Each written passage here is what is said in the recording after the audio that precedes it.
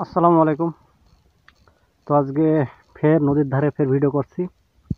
একটু কথাগুলো মন দিয়ে শুনবেন, তারপরে স্কিপ করবেন ভিডিওটা, তার আগে নয়। তো এখানে দুইটা চরকি ফেলা আছে বা সেরেস্তা, এর একটা ভিডিও দিয়েছিলাম। আর আমি এখানে আসলাম ভৈরব নদীতে মাছ ধরতে। আর এই নদীতে মাছ 2 কেজি থেকে শুরু করে 1.5 কেজি, 2 কেজি, 3 কেজি, 4 কেজি মতো মাছ আছে। আমি যে আমার এই যে এখানে একটা চরকি আছে, আপনাদের দেখাই। এই যে এখানে একটা চরকি আছে, এটা আমি কি করছিলাম, ফেলে দেওয়ার পর 20 দেবো বললাম আমার পেঁপেতে, 20 লোড করে নিয়ে চলে গেলাম। এসে দেখছি এই চরকিটা টেনেছে। টানার পর মাছটা প্রায় 2 কেজি হবে, এরকম 2 কেজি কি 2.5 কেজি, মানে মিনিমাম 2.5 কেজি মাছটা হবেই।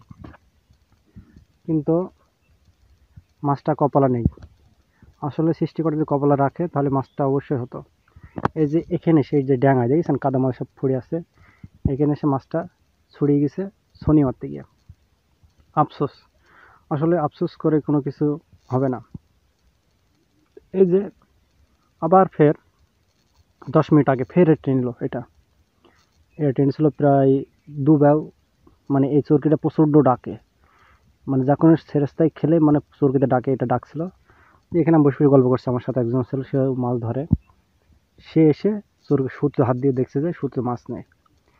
আমি ওখানে দিয়েছিলাম লুডুস বা কেঁচো, ওই কেঁচোর ফুপি ধরে টান দিছে, বড়শিতে গেঁথেনি। এসে আমার আগে একটা অভিজ্ঞতা হলো। আর কথা হচ্ছে প্রচণ্ড পরিমাণে মেঘ, ওই যে সাদা সাদাগুলো দেখছেন না, ওগুলো হচ্ছে কাশফুল। আজ শনিবার, ওইগুলো হচ্ছে কাশফুল, চারি সাইডে মেঘ। আর বলেছিলাম রোববারে পানি হওয়ার সম্ভাবনা আছে, তো রোববার অবশ্য পানি হইতেও পারে, আল্লাহ যদি দেয়।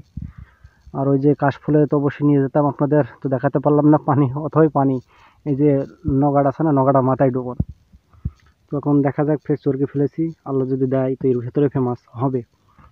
আর মাছ শিকার তো সেভাবে করি না, আর অনেক ঝামেলা আছে, পড়াশোনা শেষ এখনো হয়নি, হুট করে ইচ্ছা করে আসা হলো। তো ধন্যবাদ সবাইকে।